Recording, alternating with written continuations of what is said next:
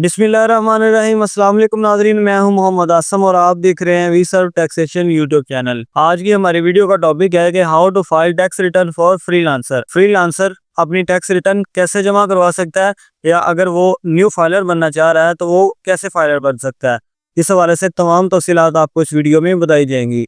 Video को शुरू करने से पहले तमाम आप से गुजारिश है कि अगर आप हमारे चैनल पे नए हैं, चैनल को सब्सक्राइब कर दें और बेल आइकन को लाजमी दबा दें ताकि इस तरह की मजीद इन्फॉर्मेटिव वीडियो सबसे पहले आप तक पहुंच सके। सबसे पहले आपने गूगल क्रोम ब्राउजर पे आ जाना है, या आपके लैपटॉप कंप्यूटर पे जो भी आप ब्राउजर इस्तेमाल कर रहे हैं आपने उसको ओपन कर लेना है। ब्राउजर को ओपन करने के बाद आपने आईआरएस की वेबसाइट को ओपन कर लेना है।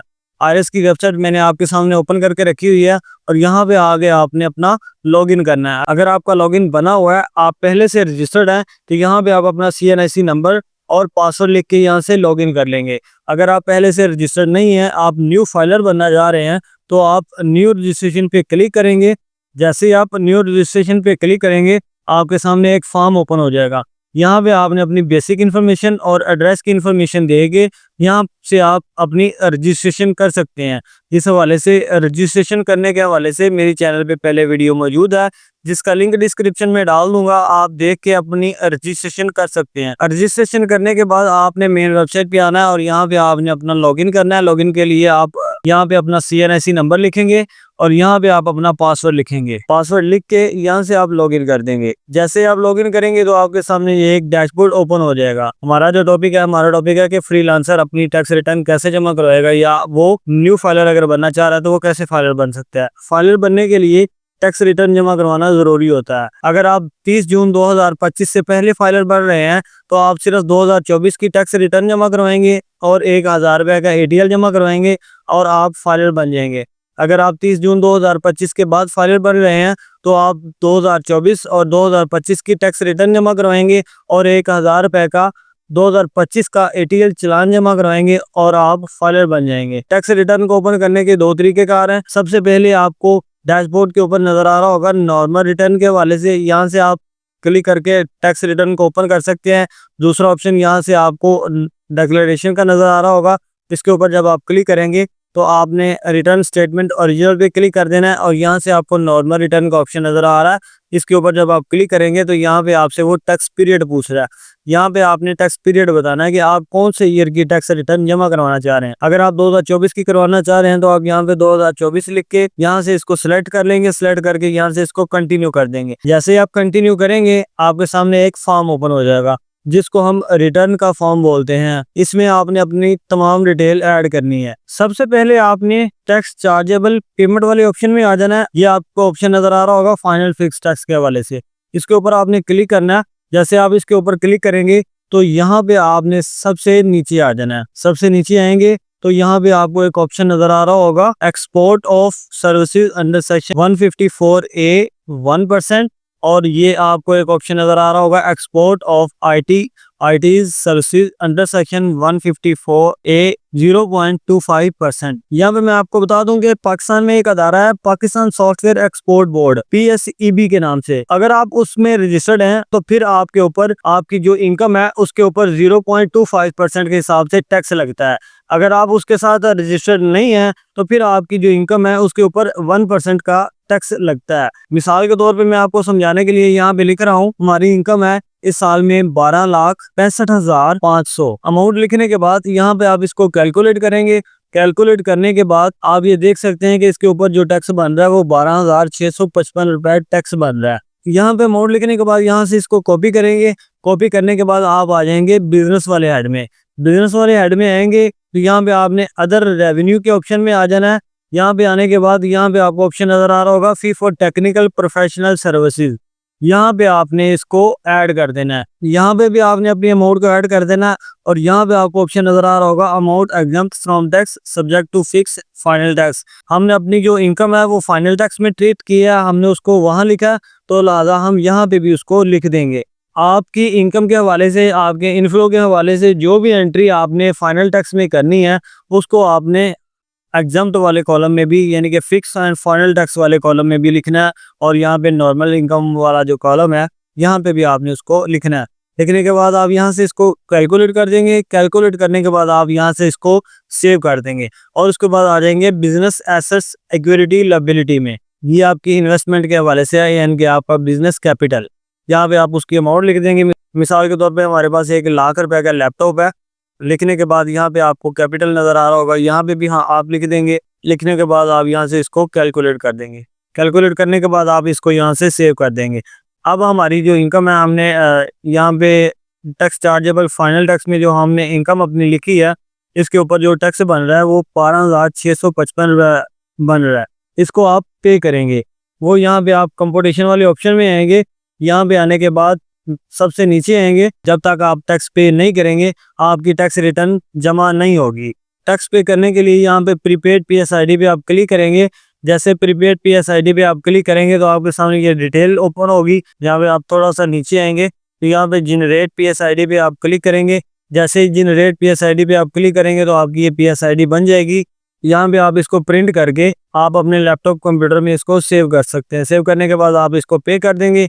जैसे आप पे करेंगे, पे करने के बाद आप 1 या 2 घंटे के बाद आपकी जो पेमेंट है वो यहाँ पे पेमेंट वाले ऑप्शन में आप आएंगे तो आपका जो टैक्स आपने पे किया होगा यहाँ पे शो हो जाएगा। यहाँ से आप इसको क्लेम करेंगे। क्लेम करने के बाद आप यहाँ से इसको कैलकुलेट करेंगे तो आपका जो टैक्स आपने पे किया होगा, यहाँ एडमिटेड इनकम टैक्स के सामने आपको नज़र आ रहा है, यहाँ से इस कॉलम में आ जाएगा, यानी कि आपका टैक्स पे हो जाएगा। ये हमारी इनकम की डिटेल है। ये तमाम डिटेल ऐड करने के बाद आप अपनी वेल्थ स्टेटमेंट में आ जाएंगे। वेल्थ स्टेटमेंट में आने के बाद यहाँ पे आपने रिकंसिलिएशन ऑफ नेट एसेट में आ जाना है।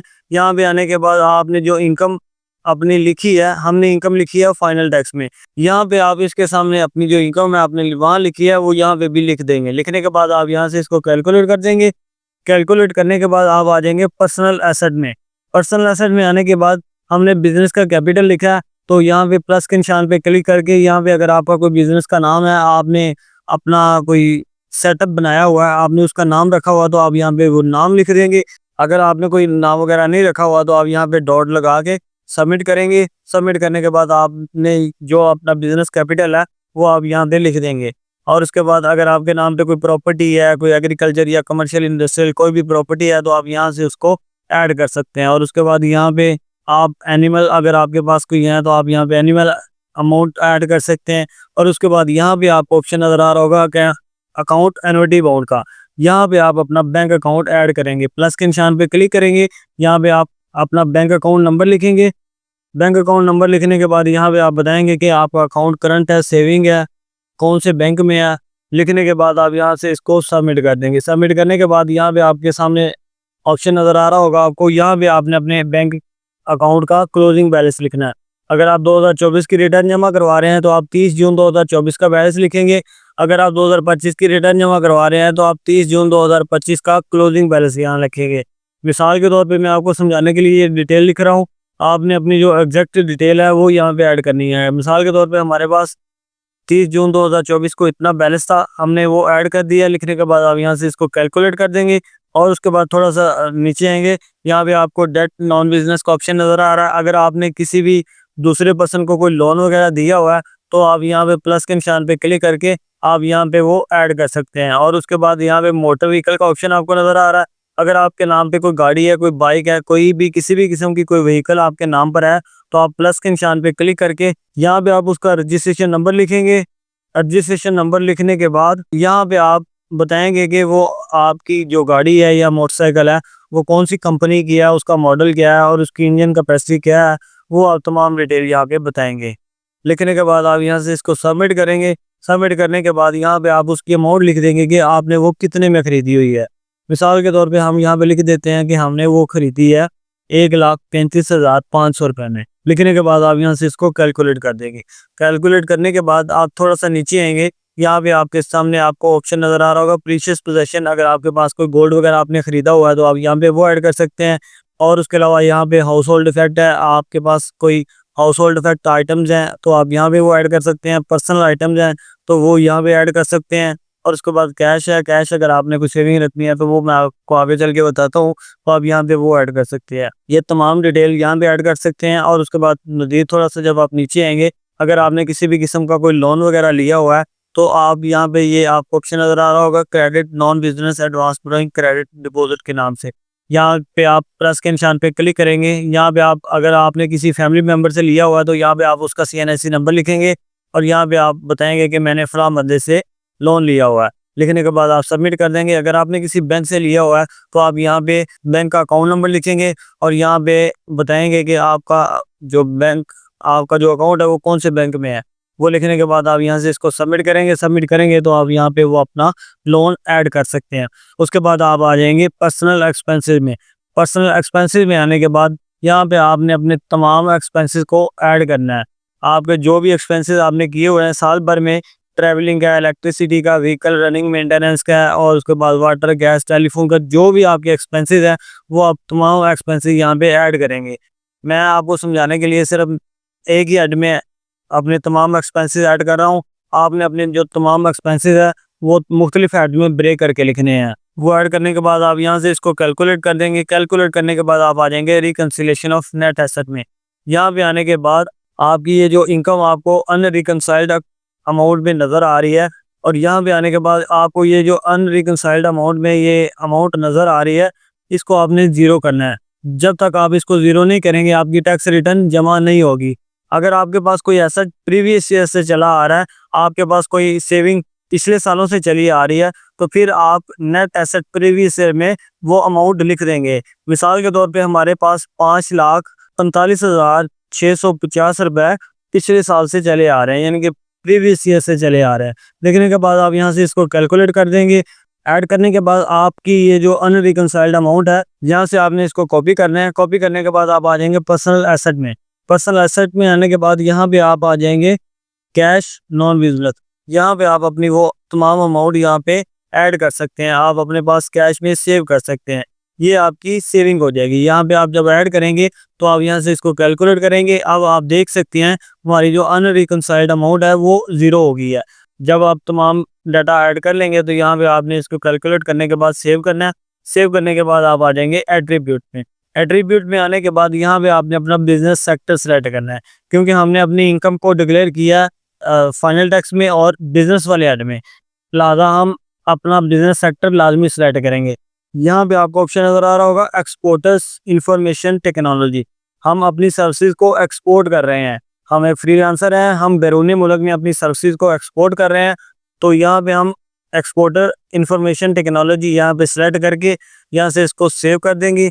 सेव करने के बाद आप यहाँ से इसको सबमिट कर सकते हैं। पहले आप टैक्स पे करेंगे, फिर आप अपनी टैक्स रिटर्न को जमा करवा सकते हैं। ये देखें, मैं मिसाल के तौर पे आपके सामने यहाँ पे जैसे मैं इसके ऊपर सबमिट करूँगा तो हमारे पास वो एरर आ रहा है कि admitted income tax against code must be paid before submission. वो हमें कह रहा है कि पहले आपका जो टैक्स बनता है वो पे करेंगे, फिर आप अपनी रिटर्न को जमा करवा सकते हैं। जब तक आप अपना टैक्स पे नहीं करेंगे आप अपनी टैक्स रिटर्न को जमा नहीं करवा सकते। टैक्स पे करने का तरीका मैंने आपको बता दिया है। इस हवाले से मुझे फिर भी अगर आपको कोई कन्फ्यूजन हो तो आप कमेंट सेक्शन में पूछ सकते हैं। आज का हमारा टॉपिक क्लियर हो गया, उम्मीद है आपको वीडियो अच्छी लगी होगी। इस हवाले से अगर आपका कोई सवाल हो तो आप कमेंट सेक्शन में पूछ सकते हैं। मज़ीद रहनुमाई के लिए आप हमारे व्हाट्सअप नंबर पर भी रब्ता कर सकते हैं। अगर आपको टैक्स के हवाले से, कंपनी रजिस्ट्रेशन के हवाले से, ट्रेडमार्क के हवाले से या PSEB की रजिस्ट्रेशन के हवाले से किसी भी किस्म की कोई सर्विसेज दरकार हो तो आप हमारे दिए गए व्हाट्सअप नंबर पर रब्ता करके सर्विसेज हासिल कर सकते हैं। तो मिलते हैं आइंदा किसी नए वीडियो में किसी नए टॉपिक के साथ। तब तक के लिए अपना बहुत सारा ख्याल रखिएगा। अल्लाह हाफिज़।